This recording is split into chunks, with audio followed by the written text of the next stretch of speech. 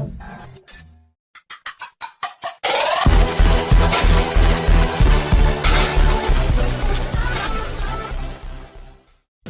moon is the debris of an alien spaceship. Astronauts who went missing, NASA top-secret archives, and countless unanswered questions. All of that refers to the Earth's nearest and only natural satellite, which has excited the human imagination for ages. Yet, these are by far not all the mysteries posed by the moon. Just picture to yourself, at the distance of a mere 384,467 kilometers from Earth, there's the true Death Star. Take a closer look. Indeed, our natural satellite has very much in common with the space battle station from the Star Wars galaxy. And we'd better never see the Force awaken in this space body. Just take my word for it. There have been long and countless talks of the moon being the debris of an alien spaceship that was fortunately or unfortunately forgotten on the Earth orbit. Moreover, the Americans, for instance, did not limit themselves to empty talk. Instead, they went on to finance a project investigating extraterrestrial life on the moon, though it did not yield the expected result. On second thought, chances are it did yield the result, which, however, was kept secret from the general public. For all the seeming absurdity of this theory of the origin of the moon, there are certain undeniable arguments in its favor. It all started in 1969, when before Neil Armstrong's arrival to the moon, empty fuel tanks of unmanned reconnaissance spacecraft were dumped on our satellite, with a seismometer among them. That device started to transmit the information on vacillation of the lunar crust to Houston. The shock experienced by the scientists after the data was received was beyond description. It turned out that after the cargo weighing 12 tons was deliberately crashed into the moon, it caused a local moonquake. The satellite vibrated and rang like a gong. That could suggest that beneath the rocky surface there's a metal shell surrounding the nucleus of the moon. Moreover, this can imply that inside the satellite there is an unimaginably large, almost wholly hollow space, 73.5 million cubic kilometers, designed for appliances for navigating and repairing the super spaceship, as well as exterior observation instruments, some structures connecting the exterior armor to the interior space.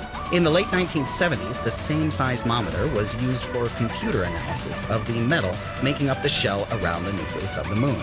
Measuring the speed of sound in this substance, experts concluded that it contained nickel, beryllium, tungsten, vanadium, and a few other elements. Surprisingly enough, there turned out to be relatively little iron in the lunar ship, compared to its vast deposits on Earth.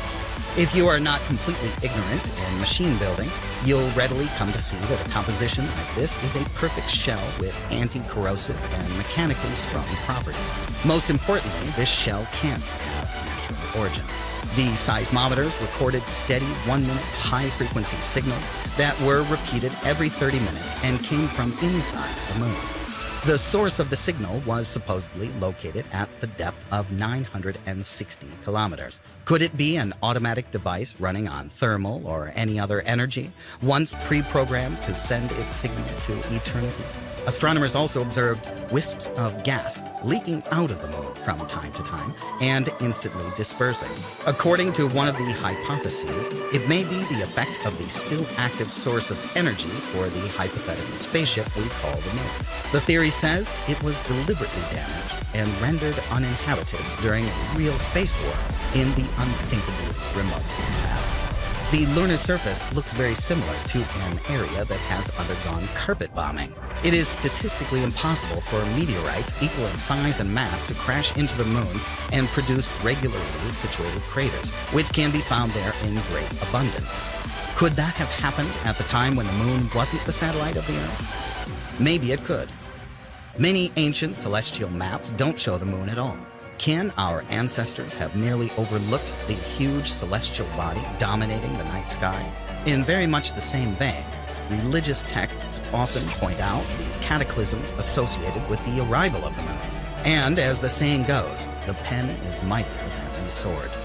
In 1968, the U.S. National Aeronautics and Space Administration, NASA, released its catalog of reported lunar events. The catalog lists 579 lunar anomalies that have not yet been solved.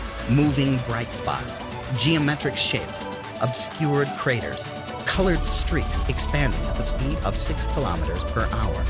Mysterious walls that are distinctly seen one day and disappear another. Gigantic domes changing color. And finally, a big luminous object, later called the Maltese Cross, that was observed on the 26th of November, 1956. And on and on and on. In 1940, luminous specks were observed on the visible side of the moon, above the Sea of Tranquility and other areas. The specks were moving at a speed between 2 and 7 kilometers per second. We leave it up to you to believe it or not.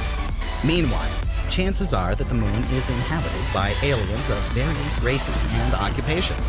If you are curious, subscribe to our channel to keep up on what's going on in the world and beyond.